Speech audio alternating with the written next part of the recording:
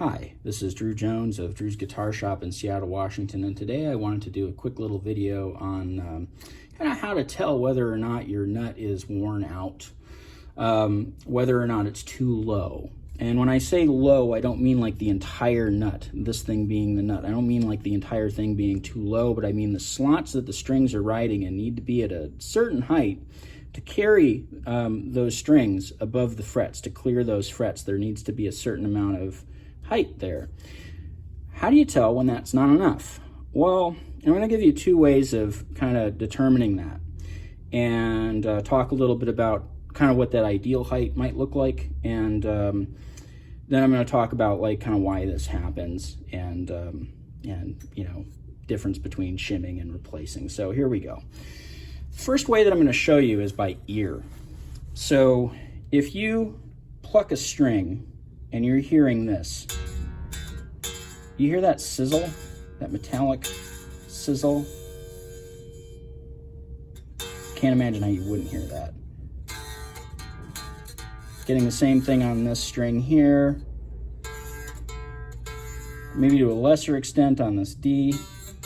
Definitely hearing it pretty pronounced on that G string, and hearing it a lot on that B as well. It gets harder to hear them on these treble strings, but you can still hear them. Even this one has a little bit of a sizzle to it. The high E is always the hardest one to pick out, but this one has a little bit of that sizzle going on too. When you hear that particular kind of buzz, and I've been doing this for years. I have the advantage of having been doing this for years, and so I've heard a lot of different kind of buzzes. But when I hear this particular buzz, this has a tone to it. It's that rattling kind of metallic-y sort of, you know, you can kind of visualize like the bottom of a string slapping on something hard, and that's because that's exactly what that is, and that's what's generating that noise. What's happening is that as you're plucking that string, rather than this string completely clearing the frets because the nut is holding it high enough to do so, you're kind of not totally clearing the fret, and so that vibration that the string is doing at the frequency that that string is vibrating is going to be hitting the top of that fret, usually the first or second, somewhere in that first position area, and that's going to be creating that buzz. And like I said, it's a real particular sounding kind of buzz. So if you're hearing that, that's probably what the cause is, and you should do the second thing that I'm going to show you, which is to look at it with your eyes and kind of determine whether or not that that nut is worn out. So let's go ahead and talk about the doing it by eye method. So I'm going to flip this up here like this, and what I want you to pay attention to is this fret, or sorry, the nut here, this fret here, and this fret here. And what I'm going to do is I'm going to put my finger down on that third fret so that we're making contact with the second fret, because when we fret on the third fret, we're making contact with the third and with the second. So we're going to make contact with that second fret by fretting there, and we're just going to leave this part alone. We're going to let the nut kind of sit where it's at, and then we're going to tap. What I'd like to see is a little bit of movement. I'd like to see a little bit of space between the bottom of the string and the top of the fret, but that's not what we're seeing here. We're seeing no movement at all. There's no space, there's no clearance there. And while that might mean that the nut is completely level with the frets, you know, which in a theoretical world would be perfect. I mean, obviously, like this kind of, you treat it as a fret, so, you know, if it's the same height as everything else, it'll be totally comfortable to play. It's kind of the same principle behind zero frets, right? Anyway, but in a real world, this thing wears out. It's much more likely that if you see this, that what's happened is that the string has cut its way down below the level that the frets are at, and that the nut is now lower than the frets, which is a problem, because that means that when you pluck that, it's not clearing and it's buzzing up here, just like it would on a high fret. If you were fretting here and this fret was high, this string wouldn't quite be clearing here, and you'd end up with fret buzz. This is kind of like the same thing as ending up with fret buzz, except in open position, because it's not a fret that's low, it's the nut that's low. So that's one way you can do it by eye. And if we take this and look at it, it's not just that low E. We're seeing tiny bit of movement there, but that's not much. I'd like to see a lot more on that D string there.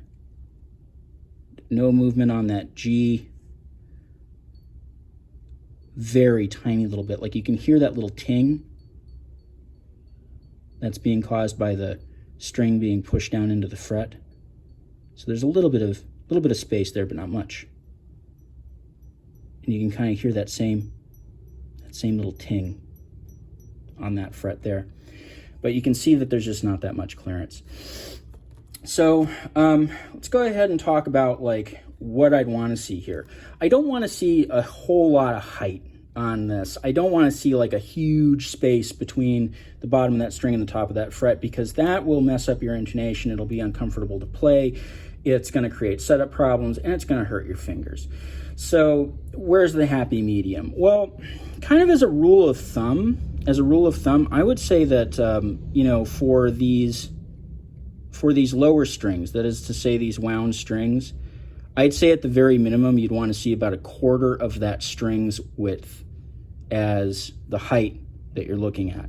So you can kind of visualize where this string is at and kind of imagine it, you know, cut into like 4 little sections width-wise, and kind of imagine, okay, that's about the gap that I want to see. Now that's kind of cutting it close, and that's simplifying it, because I actually kind of want to see a little more than that here, and a little more than that here, but on the D string, that's generally what I'm looking for. And on the wound strings, or I'm sorry, on the unwound strings, generally like the width of the string is kind of what I would want to look at. So if it's the same width underneath the string as the string itself is, that's probably okay. That's probably kind of low. You can go a little higher than that if you don't mind the action being a little harder, and you can go a little lower than that sometimes, but I wouldn't recommend it, and this is why. Because when you install a nut on a guitar, you need to keep in mind that it's going to be a wearable part. So that means that while these strings are tuning, they're dragging through that slot. As you're using that tremolo, the strings are dragging through that slot. And so while that's happening, these strings are taking away little bits of material with them when they go through. And that means that over time, that little tiny bit of material that's getting removed by the strings is causing those slots to get lower and lower and lower and lower. And so you want to give it a little bit of a buffer. You don't want to install a nut that's perfectly at the same height as the frets, because that won't give you very much time at all. You want to make it so that it's got a little bit of clearance. And if anything, you want to cut a custom nut a little high so that it has a lot of life in it. Not so high that it's uncomfortable, not so high that it creates setup problems, but high enough that, you know, it's going to have some years to it before it kind of goes bad and needs replacing. So let's go ahead and kind of talk about the options in terms of replacing versus shimming. In this case, because this is a Fender, we're going to have to replace this nut. The reason is because Fender nut slots, when you pull this thing out, you're going to see that the bottom of that nut slot is actually radius, just like the top of the fretboard. And so if you take circles and you'd make concentric circles, which like that shim underneath the nut would be, another concentric circle added to the circle that is the nut. Those circles get smaller, right? Like you start with a point and you go out, the circles get wider. So if you did a shim in here, basically what's going to be happening is that unless you go in and you kind of, do some fancy stuff to reshape that shim, it's going to not match the radius of the bottom of that slot. And because of just how finicky that is and how thin the nuts are, I don't recommend shimming Fender nuts. Just my personal preference. You may find somebody who likes doing that. I don't like doing it. I don't think that it is as good a repair as just going in and replacing the nut. And in general, I would say that going in and just replacing the nut is a better fix than shimming, just because shimming adds some material underneath that bone, and ideally, you'd want to go straight from the bone to the guitar's neck, right? But, it's cheaper to shim, and it's easier, so, don't knock it. And it sounds fine. Like, if you're using, a hardwood like rosewood or something, and you're using that as your shim, or carbon fiber or something like that, it's going to be fine. But it's a lot easier to shim nuts that are like Gibson-style nuts, or Martin-style nuts, when you can kind of knock the nut out and you can sand it flat on the bottom. You can add a little bit of material and you can sand that down, and then you can raise the whole thing up and kind of dial it back in again. That's a situation in which I might recommend a shim. If it were like a Gibson nut and it was a bone nut, it was something high quality, I'd say, okay, let's hold on to that for a little while longer. Or if it was some rare material, like if somebody had like fossilized mammoth ivory or something, I'd be like, yeah, let's go ahead and shim that $30 piece of material rather than just throwing it in the trash. You know, that would probably be a good idea. In general, though, I would say that replacement is a better option overall, but shimming is fine on nuts that can actually take that shim. And what I mean by that, again, is nuts that are easy to remove, nuts that have like a 90-degree bottom on them and are flat so that you can put them right back in and they act fine. Let's go ahead and talk briefly about materials, because, you know, whenever I see stuff like this kind of talked about, like there's this weird tendency that folks have to be like, oh, well, don't use that material. That material's bad and it wears out. And I'm like, yeah, they all wear out. They all wear out. All of them will wear out eventually. They all are subject to the same kind of wear. They're all doing the same thing. So, like, what are the differences? What are the differences? And, you know, what wears out quicker is, I think, the better question. And I'll kind of go through these in kind of order from wears out the quickest to wears out the least quickest here. So at the faster end of things, I know that a lot of people like using carbon fiber nuts, graphite nuts.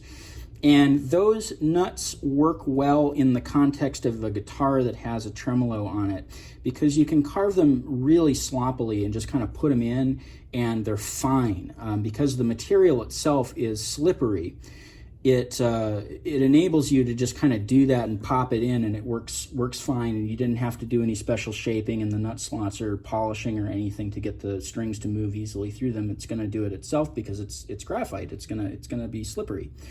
The problem with graphite is that, like with your pencil, like when you're coloring on it or when you're writing on a piece of paper, that graphite is going away as you're writing, because some of that graphite is getting left behind in order for that material to move against something. And it's the same thing with a graphite nut. Graphite will be deposited on the bottoms of those strings as they're moving through, and as that graphite is deposited onto the strings, it is leaving the nut, which means that it is wearing out as it's lubricating. Graphite nuts lubricate by self-immolation. They go away quickly if they're seeing a lot of string movement. And so while they're great in certain contexts, they will wear out quicker. And so if you're putting a graphite nut in your guitar, be aware of the fact that you may be replacing that one quicker than if you did a harder material. Moving on to maybe some other materials that wear out fairly quickly, we're going to go into the cheap plastics, the ABS and the PVC and all of that stuff that you see on cheap student guitars and sometimes mid-range guitars and sometimes even high-end guitars. But those kinds of plastics are pretty cheap and they're soft, and they also have a tendency to wear out really quickly, because if you can imagine, like, you know, a piece of PVC, if you're like rubbing a piece of metal on it, you can kind of see how it kind of cuts a little slot in it and it wears out. And if you keep on doing that, it goes right through it. And in fact, back when I was a kid and I was doing farm work, I would actually use a low E string from my guitar to go out and cut PVC pipe, because it worked great at it. Like you can put it between your two hands like this and go and it'd go right through that PVC pipe in no time at all. Granted, when you're doing this, it's generating heat. It's doing some other stuff too. So it's not just the string movement. It's also some other things, but it does a really effective job at doing that. So if you're cutting PVC pipe, there's a tip for you. But yeah, those materials will wear out fairly quickly. I think next on my list would be kind of the space age plastics, like the Tusk, New Bone, things like that. Those tend to last a lot longer than those cheaper plastics. Like we're not talking about a little bump in terms of life, but we're talking about kind of a bigger bump in terms of life here. Those materials will wear out, but they'll wear out a lot slower than those cheaper plastics and graphite. But they do wear out quicker than some others that we'll get into in a minute. Let's say the next one up on the list for me would be micarta, which is like a paper product. It's like cellulose and some other stuff, resin and things that are all kind of put together and form this very hard material that's very fibrous and has a lot of lasting power. And that's the kind of stuff that Martin and Gibson were using back in the day. And it's a pretty hardy material, though it does also wear out. But I still see good micarta nuts that were put on guitars back in the 70s. So like, you know, it is a material that does have staying power. And although I don't really like the tone of it, and I think that it is a little bit more grabby, it causes some tuning issues than, you know, something a little bit more smooth. That stuff works great. Next up from that would be something like corian, where it's like a reconstituted stone product with resin in it. And this one is kind of neck and neck with bone a little bit. Hard to say which one actually lasts longer, but corian is a material that you'll see used as kind of an alternative to bone. If somebody's vegan or whatever, they don't want to use bone. Using that corian will kind of give you the same sound. It's a little bit glassier, and it's very similar in terms of like its hardness and properties. It does a good job. And, you know, if you like the tone of it, it works great. If you're really trying to like add a lot of brightness to an instrument, a corian saddle or a corian nut might be the way to go. That material wears out fairly slowly. And the next at the top of my list, I'd say, is bone. And like I said, this is kind of neck and neck with corian. But when you carve a bone nut properly and you know, really polish out those slots, you make them nice and sculpted so that they're actually like kind of guiding the strings gently, a bone nut will last a very long time and will not need replacing for a long time. And so my vote overall is that bone will probably be one of the longest lasting materials that you can use. And it also can be cut in a way where, say, you folks that want to do the graphite nut, bone nuts can be carved in a way that makes that graphite nut pretty much unnecessary, because you can get in there and you can polish those slots very, very smooth. You can add graphite lubrication to those slots, and you can cut those slots in such a way that they're very gently kind of angling the strings towards the tuners so that you have less of that friction in the first place. And so, you know, just kind of keep that in mind. But that's kind of my little talk about how to like determine whether nuts are worn out, what causes it, what to do when it happens, and kind of which nuts might last you a little bit longer than others. If you can think of any questions related to this that are like, you know, quick 1 or 2 sentence things, feel free to leave them down in the comments. If you have longer form questions, like the type of thing that's like a paragraph that's going to need a lot of explanation, prefer to get those questions through Ko-Fi because they do take a little while to answer. And, you know, this is pretty much my only gig, so I like to get paid if I'm doing work. I really appreciate it when people are willing to give me a few bucks for answering long topic questions, and I'm also happy to answer those questions very quickly and even sit on the phone with somebody if necessary. So, you know, just keep that in mind. If that's the kind of help that you need, that I'm willing to do that. I have lots of other videos like this on my channel, so if you are interested in stuff like this, or you have friends that are interested in stuff like this, feel free to link those around. Really helps me out. I appreciate it.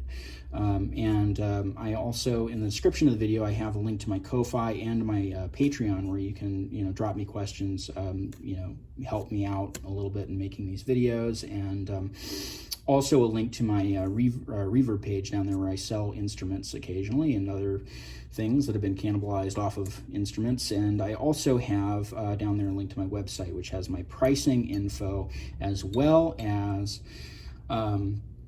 my contact info and a page that I wrote on caring for stringed instruments. And if you are here watching this video, I'm willing to bet that you have some stringed instruments around the house that you are caring for.